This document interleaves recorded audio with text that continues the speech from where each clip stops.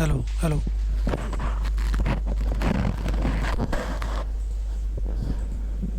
Hello hello hello.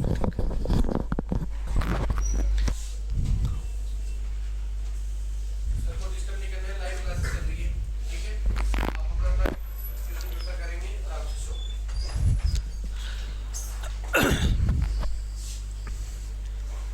देखो भाई, आज का जो हमारा टॉपिक रहेगा वो समास का टॉपिक पढ़ांगे। इससे पहले जो हमारी क्लास लगी थी, सेशन लगा था, उसमें हमने संधि का टॉपिक पढ़ा था। ठीक है, संधि का टॉपिक हमारा कंप्लीट हो गया है। उसके बाद में हम समास पढ़ांगे। एक बार ऑडियो वीडियो बता दो, चेक करके ठीक आने लग रही है क्या? ऑडियो वीडियो बता दो भाई, चेक करके ठीक आ हुआ है क्या, प्रॉपर है क्या? ओके रिपोर्ट लिख दो कमेंट करके, कमेंट करके ना बता दो ऑडियो वीडियो ओके है क्या, प्रॉपर है क्या। देखो, बड़ा इंपॉर्टेंट टॉपिक होता है हमारा संधि का टॉपिक। यहाँ से क्वेश्चन आएगा हमारे पेपर में, 100% आता है। समास का टॉपिक भी ऐसे ही है प्यारे साथियों, समास के टॉपिक से भी क्वेश्चन हमारे पेपर में 100% पूछा जाएगा। ठीक है, तो ये टॉपिक हम पढ़ने का काम करेंगे।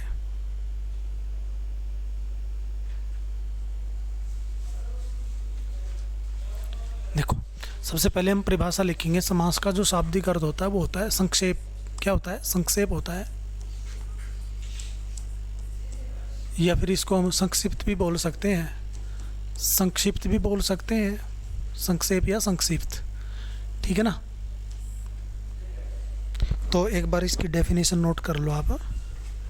समास की परिभाषा क्या है उसको नोट करेंगे आप।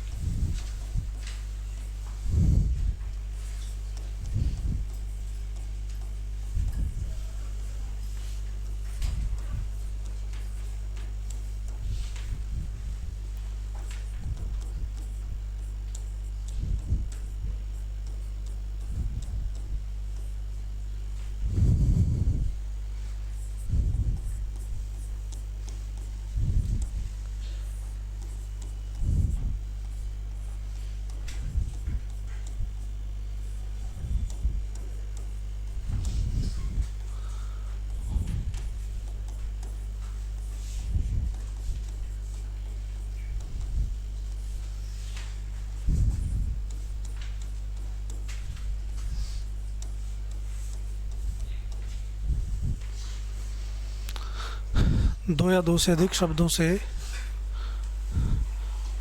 जो नया स्वतंत्र पद बनता है उसे क्या कहते हैं? समास कहते हैं। समास का शाब्दिक अर्थ होता है संक्षिप्त, जिसको आप संक्षेप भी बोल सकते हैं। ठीक है ना, यानी कि किसी चीज़ को छोटा करके लिखना। क्या होता है भाई? किसी चीज़ को हम छोटा करके जब लिखते हैं तो वो हमारा समास कहलाता है, उसी को समास कहते हैं। समास का अर्थ होता है सिकुड़ना, सिकुड़ना। ठीक है ना, सिकुड़ जाना। जैसे जैसे हम लिखते हैं यहाँ पे,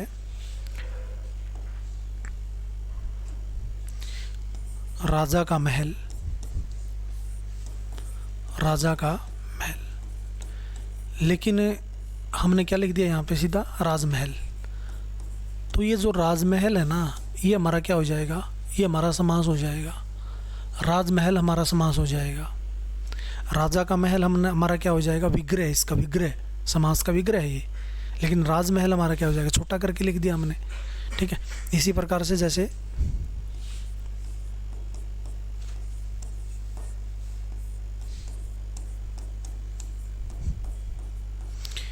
रसोई के लिए घर, ठीक है, सीधा लिख दिया हमने क्या? रसोई घर। अब रसोई घर क्या है हमारा यहाँ पे? रसोई घर भाई हमारा यहाँ पे समास है। क्या है? रसोई घर हमारा यहाँ पे समास हो जाएगा, छोटा करके लिख दिया अपन।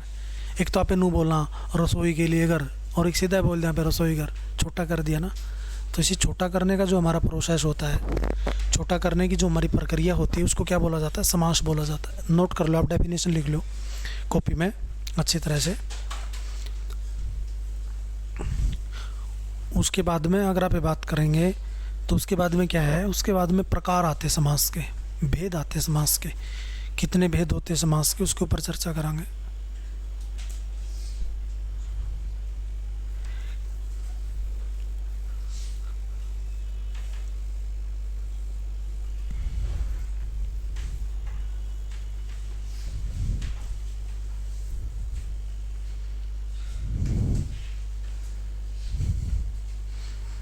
देखो भाई, समास के भेद होते हैं।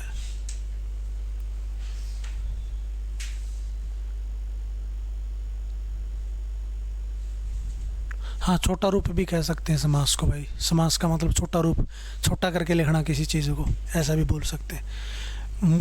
भेद, अगर अभी बात करें समास के भेद कितने होते हैं, अगर मुख्य भेद की बात करें तो मुख्य भेद होते हैं भाई समास के, कुल भेद तो होते 6। अगर मुख्य भेद पूछ ले पेपर में, मुख्य भेद होते हैं भाई 4। मुख्य भेद या मूल भेद भी आप इनको बोल सकते हैं। मुख्य भेद या मूल भेद तो कितने होते हैं, 4। और कुल भेद की अगर आप बात करें, कुल भेद कितने होते हैं, कुल भेद होते हैं 6। ठीक है, तो एक एक करके ना आप इनसे पढ़ाएंगे, जानेंगे इनको।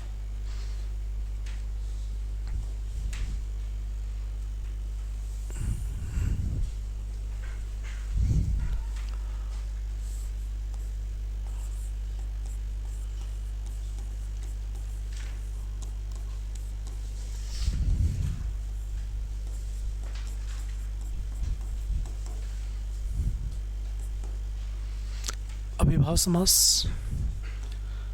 दूसरा आपका तत्पुरुष समास,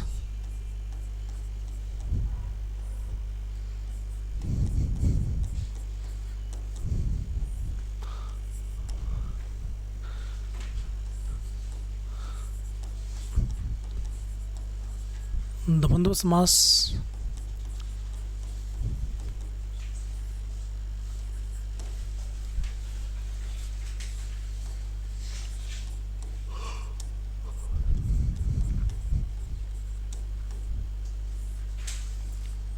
बहुव्रीहि समास। ठीक है, ये कितने भेद होते हैं अपने, 4 भेद होते हैं हमारे। और तत्पुरुष समास के हमारे 2 अन्य भेद होते हैं भाई। अन्य भेद में अगर अपन बात करें, तत्पुरुष का एक द्विगु होता है,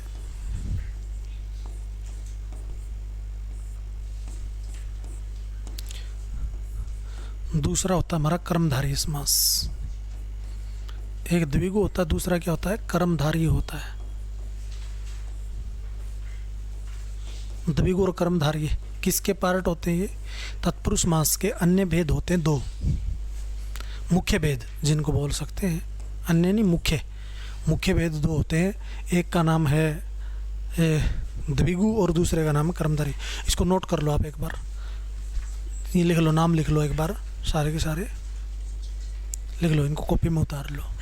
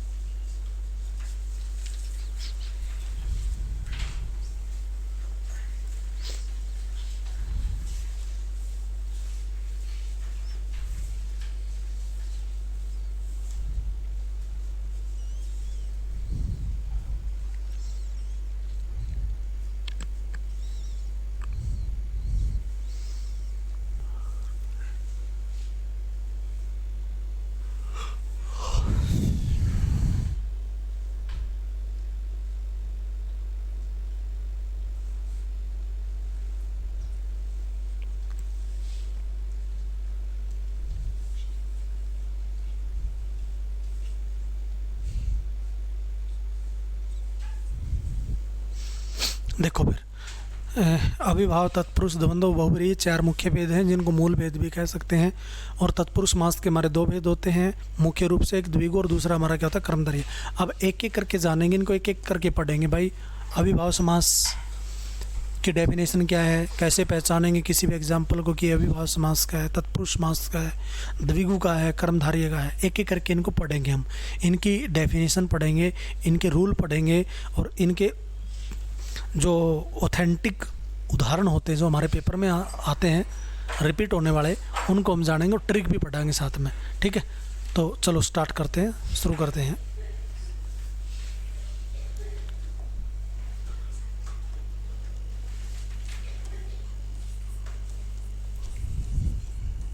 अविभाव समास।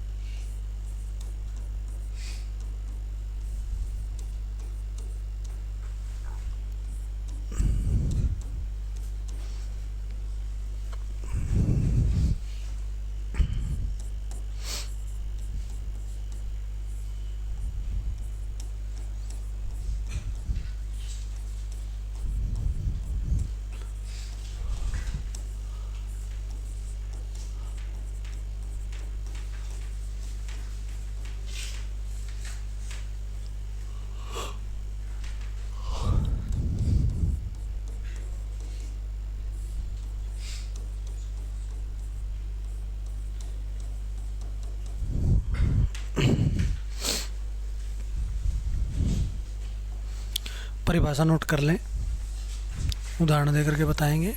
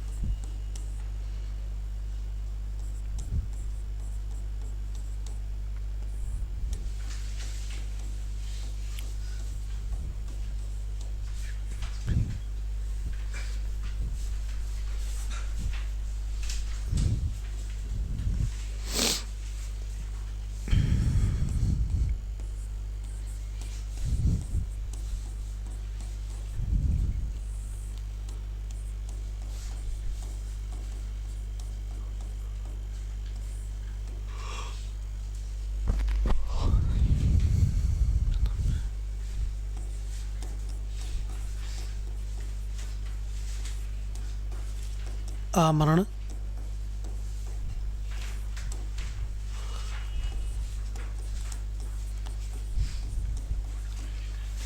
आजीवन,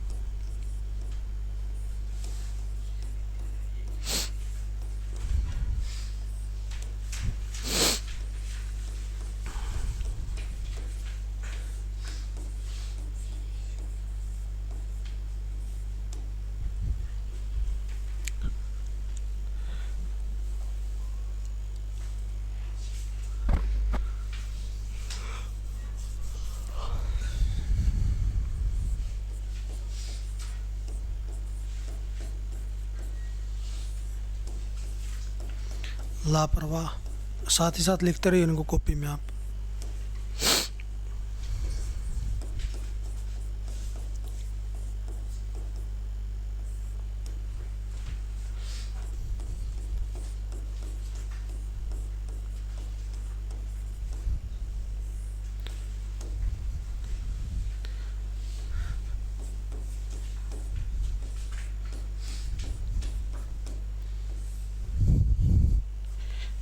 लिख लो, एक बार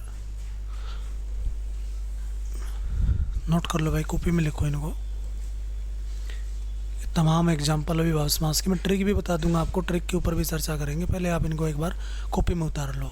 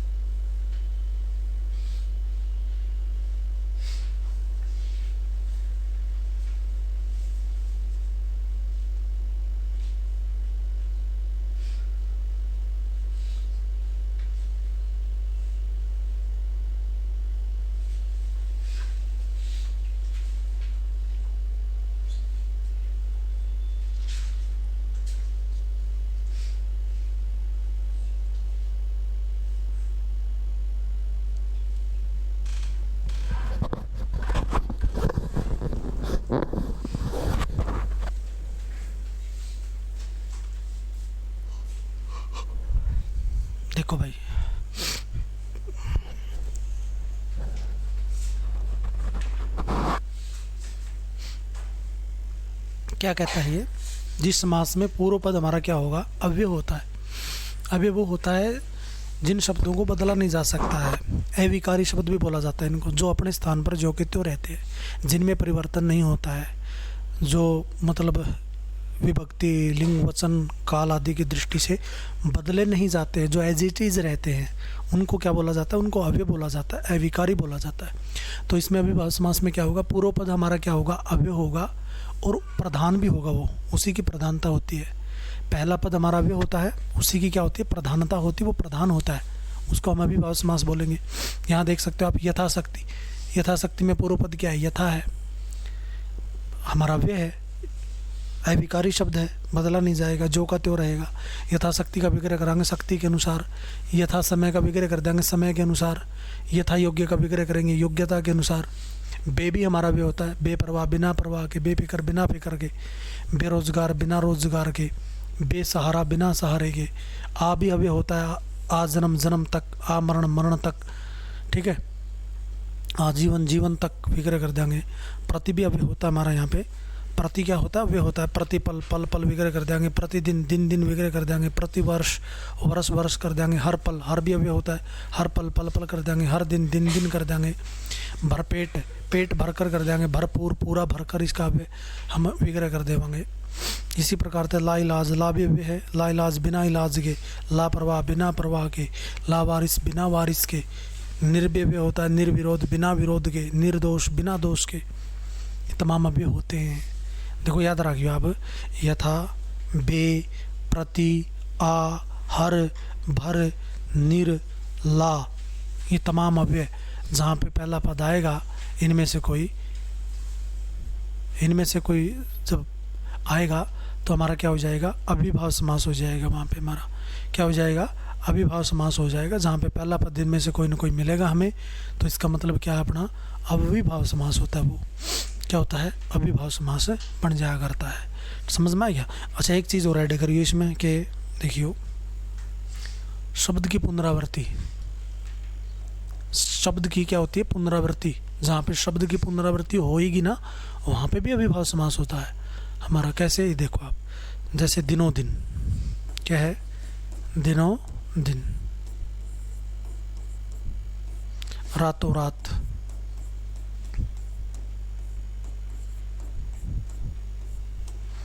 कानों कान,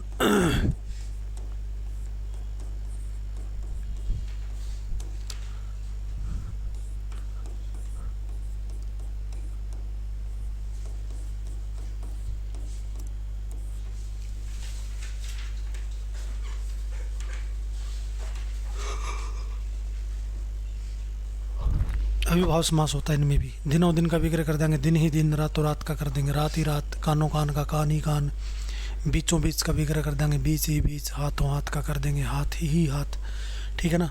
कानों कान का कर देंगे, कान ही कान। तो इनमें क्या बन जाएगा, अपना अविभाज्य समास अपना बन जाएगा। इनमें क्या बनेगा भाई, अविभाज्य समास बन जाएगा अपना।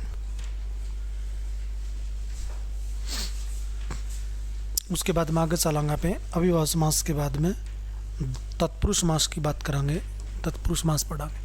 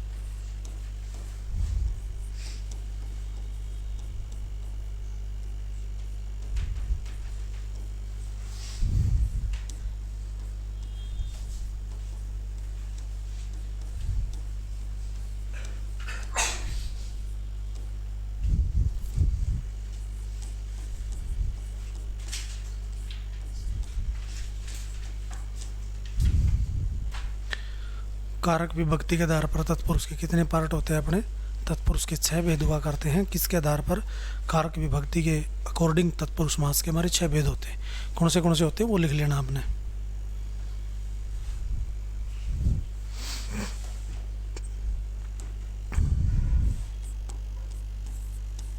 पहले है कर्म तत्पुरुष समास,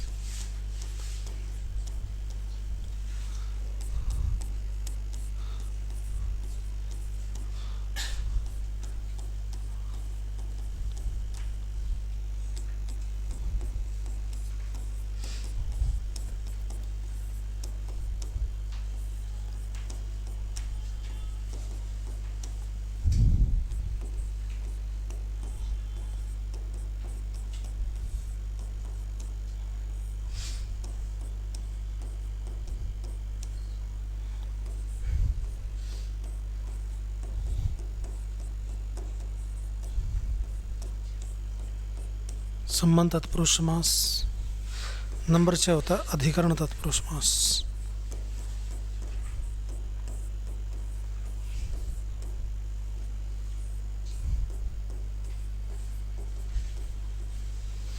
इनके कारक, इनके विभक्ति चिन्ह होया करा अपने। क्या होते हैं? विभक्ति चिन्ह होते हैं इनके। जैसे कर्म का पहले को पढ़िया करा, कर्ता ने कर्म को से या के द्वारा होता है इसका।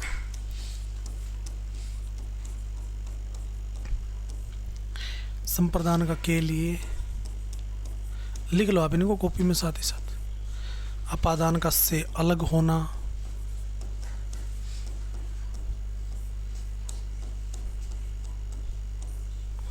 संबंध का के की होता है, अधिकरण का विभक्ति चिन्ह होता है में और पर। ठीक है, ये अपने लिख लो, इनको एक बार नोट कर लो कॉपी में। कारक के बेस पे हमारे 6 पार्ट होते हैं इसके।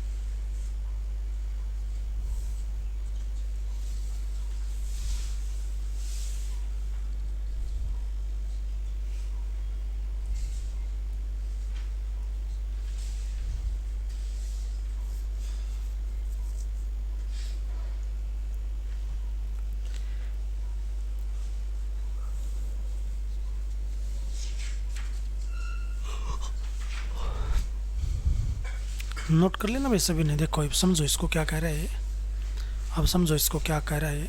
देखो जिस समास में दूसरा पद तो क्या होता है? प्रधान होता है। और कारक के आधार पर हमारे कितने भेद होते हैं? इसके 6 भेद होते हैं, कर्म से लेकर के अधिकरण तक। इनके प्रत्येक की विभक्ति चिन्ह हम पढ़ते हैं। जैसे इनके उदाहरण दे करके बताएंगे, फिर समझ में आएगा आपको। जैसे यहाँ पे लिख दिया, कर्म का उदाहरण लिख दिया अपन है जेब कतरा। जेब कतरा का कैसे पता चलेगा इसमें कर्म है? इसका विग्रह करके देखेंगे। जेब को कतरने वाला, जेब को कतरने वाला, इसका विग्रह हो जाएगा जेब को कतरने वाला। पहला पद क्या हमारा? जेब। दूसरा पद क्या? कतरने वाला है। बीच में क्या आ गया? को आ गया भाई। को किसका होता है? को हमारा कर्म का होता है। कर्म कारक का विभक्ति चिन्ह होता है को। जैसे चिड़ी मार, चिड़िया को मारने वाला। चिड़ी मार का विग्रह कैसे करांगे? चिड़िया को मारने वाला। मुंह तोड़, मुंह को तोड़ने वाला। ठीक है ना। यश प्राप्त, यश को प्राप्त, को आएगा बीच में। ठीक है। इसी प्रकार से अगर आप कर्ण की बात करते, कर्ण में अपना के द्वारा आएगा या से आएगा। जैसे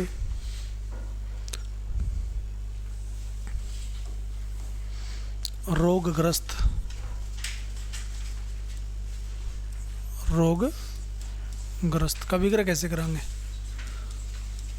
रोग से ग्रस्त, रोग से ग्रस्त हो जाएगा। से आ गया, देख इसको आप के द्वारा भी आएगा बीच में, जैसे आपने लिख दिया हस्तलिखित,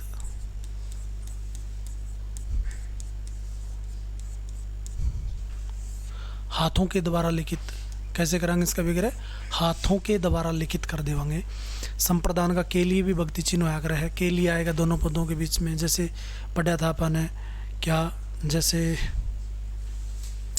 उदाहरण पढ़ा था अपन है रसोई घर पढ़ा था, रसोई के लिए घर है ना, गौशाला।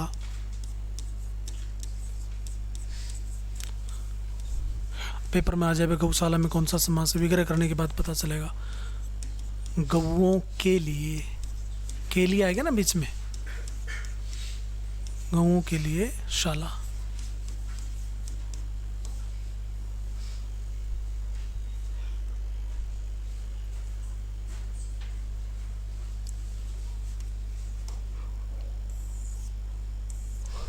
ठीक है। और अपादान का क्या होगा? अपादान में अलग होने का बोध होगा।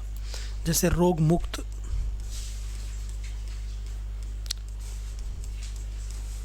इसका विग्रह कराएंगे कैसे? रोग से मुक्त कर देंगे। रोग से क्या हो गया? मुक्त हो गया भाई, मुक्त हो गया ना, आज़ाद हो गया रोग से। पहला पद रोग है, दूसरा मुक्त है, बीच में क्या आ गया? से आ गया। से हमारा किसका होता है? अपादान का भी होता है, कर्ण का भी होता है। लेकिन यहाँ अपादान बनेगा। क्यों बनेगा? क्योंकि यहाँ अलग होने का बोध हुआ है, और जहाँ पे अलग होने का बोध होता है वहाँ पे अपादान बनता है। जहाँ पे अलग होने का बोध नहीं होगा वहाँ पे कर्ण बनता है। संबंध का विभक्ति चिन्ह होता है का के की। क्या होता है? का के की होता है। ठीक है। जैसे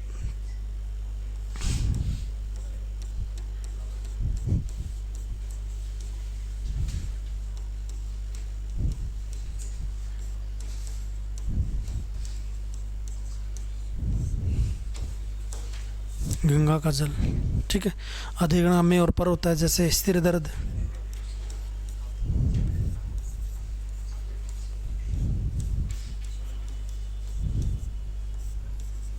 सिर में दर्द। ठीक है। पर भी होता है, जैसे घुड़सवार। घुड़सवार का विग्रह कैसे कर देंगे? घोड़े पर सवार। कैसे कराएंगे? घोड़े पर सवार। तो लिख लो आप इनको एक बार।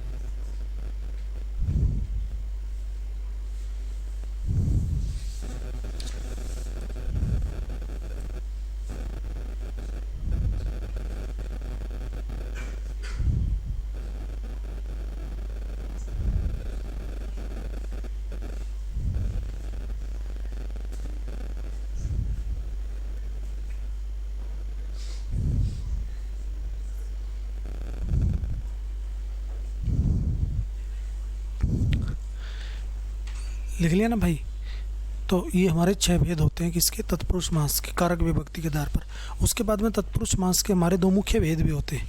और 2 मुख्य भेद में एक भेद होता है दोस्तों हमारा क्या भाई? द्विगु समास को हम पढ़ाएंगे। द्विगु समास, देखो इसका मतलब क्या है? द्विगु क्यों नाम पड़ा इसका? क्योंकि द्वि और गु से बना है। द्वि का मतलब क्या होता है? 2। इसका मतलब होता है गाय। तो इसका विग्रह कर देंगे 2 गायों का समूह। खुद द्विगु के अंदर द्विगु समास है, खुद द्विगु पद के अंदर क्या है, द्विगु समास यहाँ पे हमें मिलता है। ठीक है, तो इसकी परिभाषा लिखेंगे।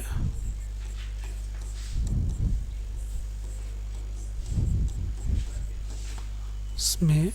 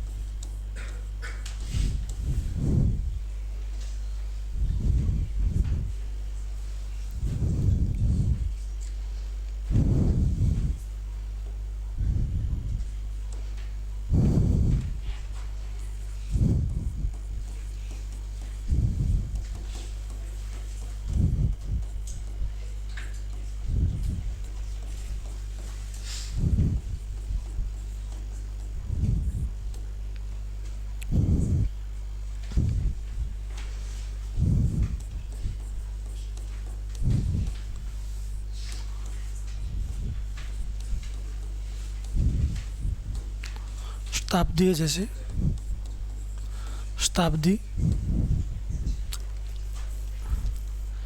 जैसे नवग्रह, नवग्रह भी बनता है हमारे यहाँ पे। ठीक है, सतसई बनता है, जैसे सप्पे बनता है, जैसे पंजाब बनता है। ठीक है, ये तमाम हम किसके अंदर पढ़ेंगे, द्विगु समास के उदाहरण हैं सारे, नोट कर लो इनको एक बार।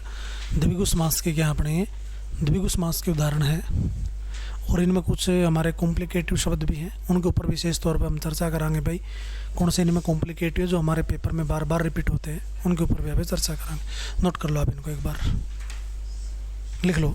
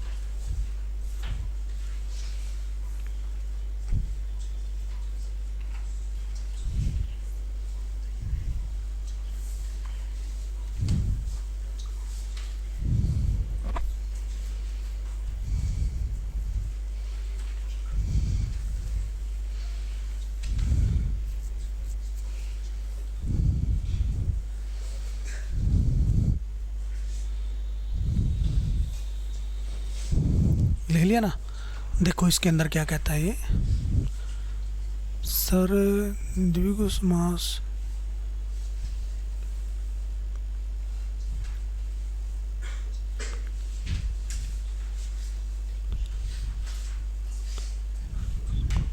चलो देखो, द्विगु समास में खुद द्विगु पद के अंदर द्विगु समास बनता है हमारा। ठीक है ना, परिभाषा में क्या कहता है, जिस समास में पहला जो पद होता है हमारा क्या होगा भाई, संख्यावाची होगा, संख्या को दर्शाने का काम करेगा, उसको हम क्या बोलेंगे, द्विगु समास बोलेंगे उसको। ठीक है, तो देख सको आप इनमें संख्या को दर्शाने का काम करने लग रहा है।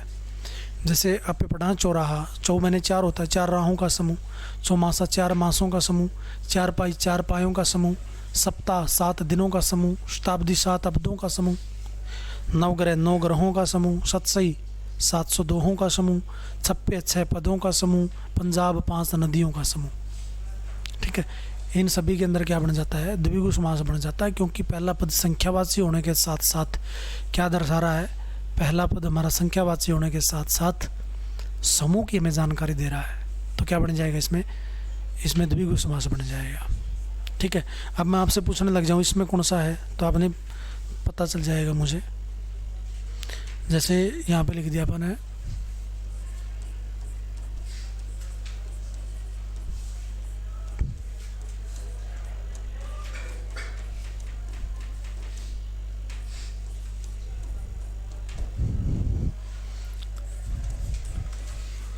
आपने बताना है